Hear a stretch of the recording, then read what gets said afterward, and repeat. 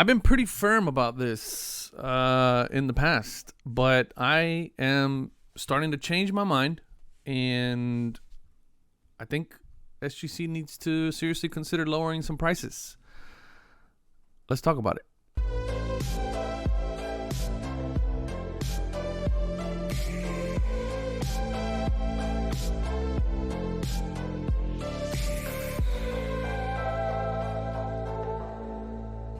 What is up, everybody? Welcome back to another episode of Retro Hoop Collectibles.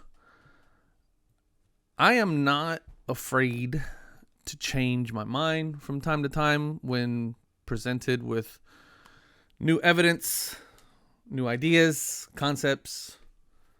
I think if you don't, it gets kind of tough to kind of stay on top of things. But as of late, I've really thought a lot about SGC and what they're doing and how well they're doing, even looking at some of their numbers with a little bit of concern. I did that video. You guys can go back and watch that. But,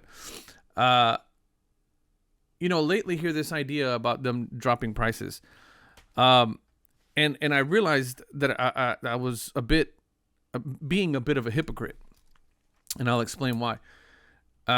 Once again, I'm not too proud to admit when I've been tied up in hypocrisy as well. And this is one of those cases. So I found myself in a situation where I have quite a few cards that I want to get graded. I want to send them to SGC.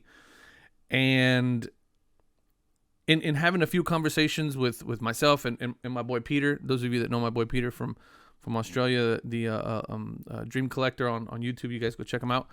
We kind of been back and forth about when we want to send, where we want to send, how many, and all this other stuff.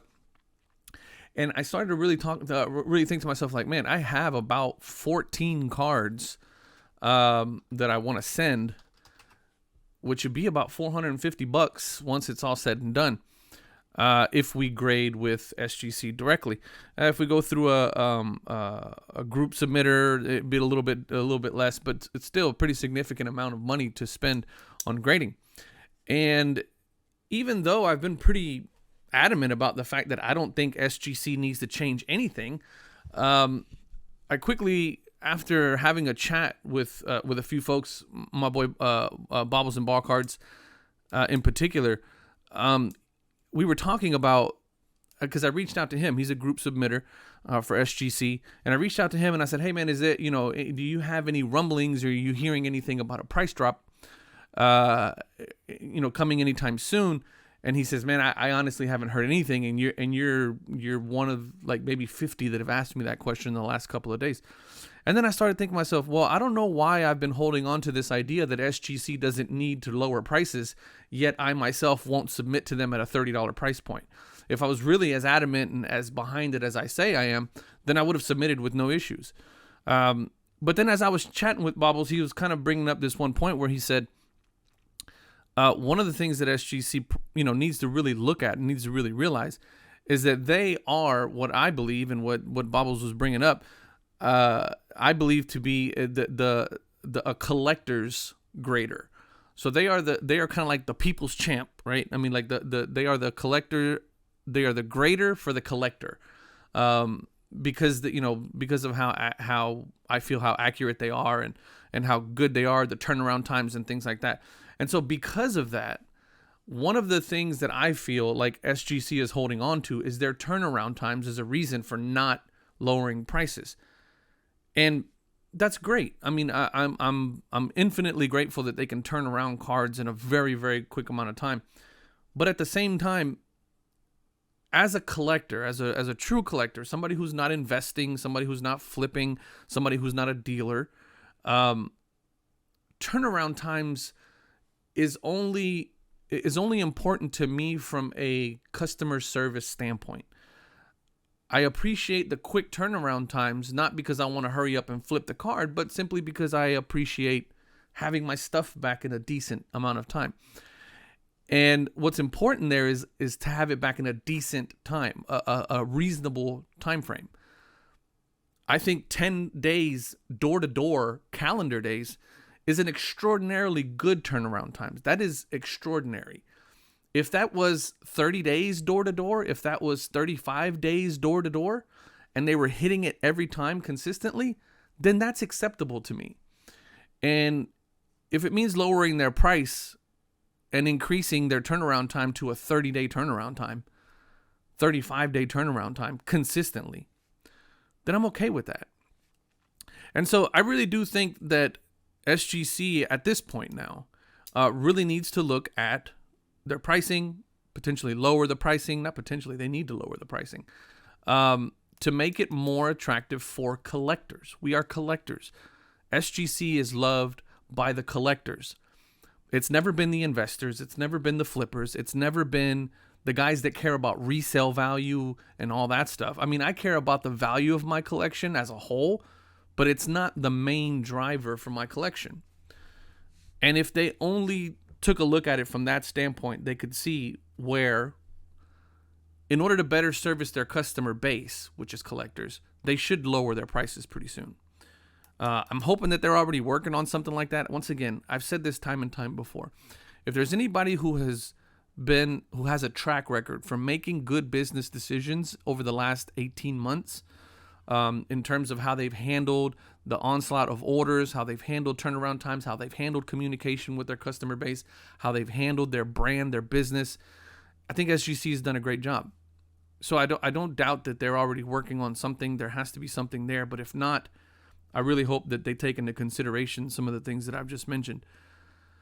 Aside from that, one of the things I never really like doing, but I really think it's important to note, PSA just recently lowered their prices, to $18 a card for the month of July. Obviously, they did that, with certain collectors in mind. They did it with collectors in mind, because I was watching the Sports Card Investor interview, Jeff, with Nat Turner, where he said that they were specifically targeting set collectors to bring their cards out during the National, or send their cards in during the month of July at that $18 price point.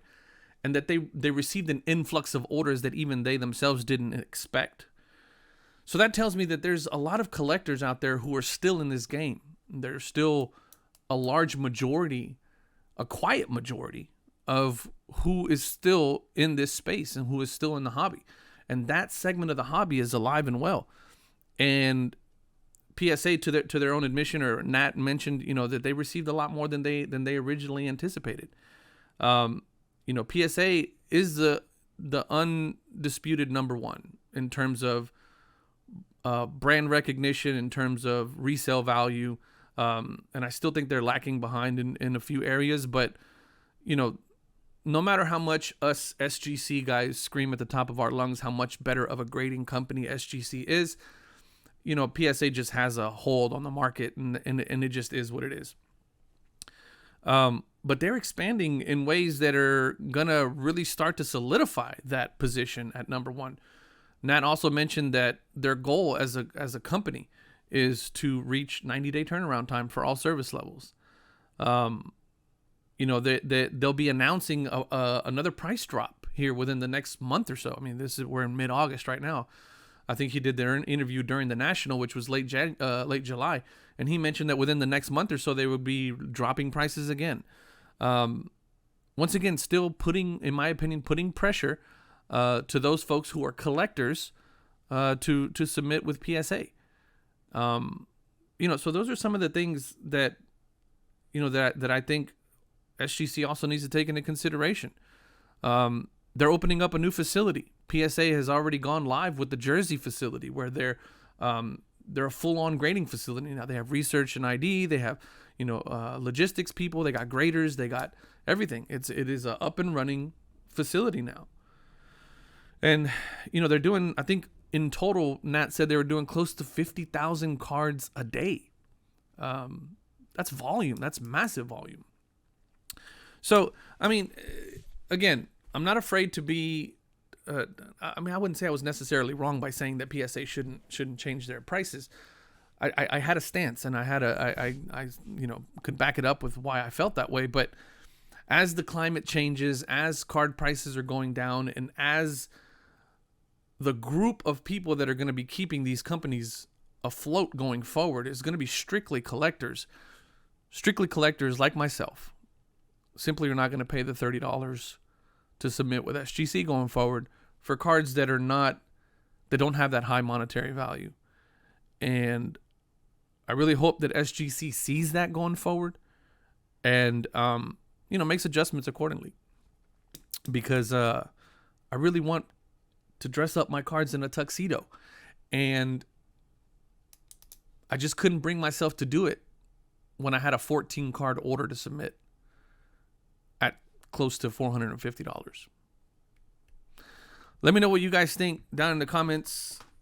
I know many of you are probably laughing, but once again, I'm not too proud to change my mind when, new evidence is brought up or things change. I'll change my mind. And then I'm also not too proud to call myself out on my own hypocrisy, which I experienced a little bit of that for this one. So thank you guys for watching. As always, I appreciate it. Let me know down in the comments what your thoughts are. Are you submitting at $30? Do you feel that that's fair? Are you holding on to cards that, even though you're a fan of SGC, you're waiting to see what happens if there's a price drop, because the $30 price point just isn't something that you want to swallow right now?